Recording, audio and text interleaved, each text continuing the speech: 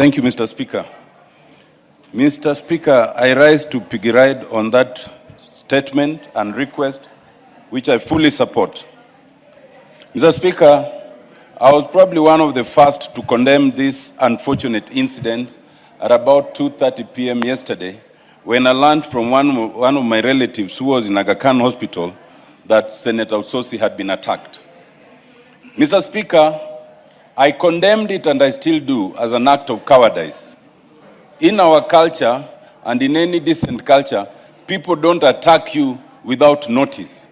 Mr. Speaker, I condemned it as an act of political intolerance. We can have our differences of opinion. We can support anyone we want. But the most anyone can do is respond to you verbally and express their opinion, not attend upon you physical harm. Mr. Speaker, I condemn it, and I still do, as an act of goonism, which is gaining currency in this country. Almost everywhere now, almost every funeral, almost every political meeting, we are witnessing very unfortunate incidents of goons being ferried and paid to do that. But Mr. Speaker, beyond the attack itself, I also condemn the mis- and disinformation that came across after that act. This idea of people doing the wrong thing and then flooding social media to disinform and almost defame the victims of such acts must also be condemned. Mr. Speaker, I do not just condemn this because of the status of Senator Osotsi.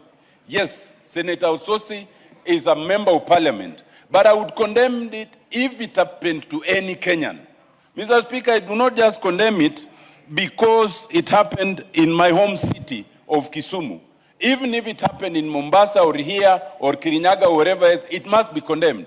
Mr. Speaker, I do not just condemn it because of party issues.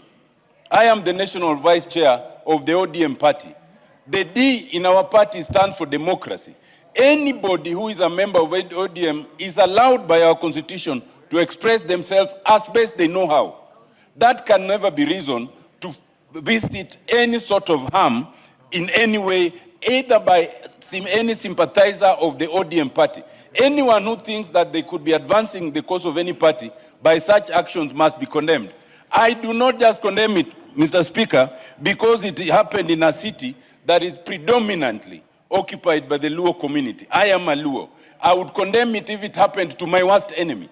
I would condemn it that it has happened to Senator Osotsi. Mr. Speaker, I want to suggest that those who nurture this kind of thing... You are more than joyriding. Mr. Speaker, I am ably assisting my colleague, who happens to be my co-defender, as I wind up in Bunge FC.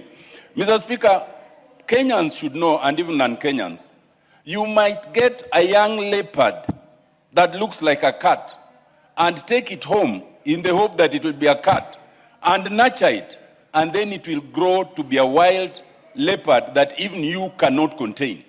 If we do not contain this kind of thing now, 2027 might portend of dangers that we cannot fathom. I support that we must arrest those who perpetrated this crime and even those who planned this crime. Only then can we start containing the larger ogre that is facing us. Thank you, Mr. Speaker.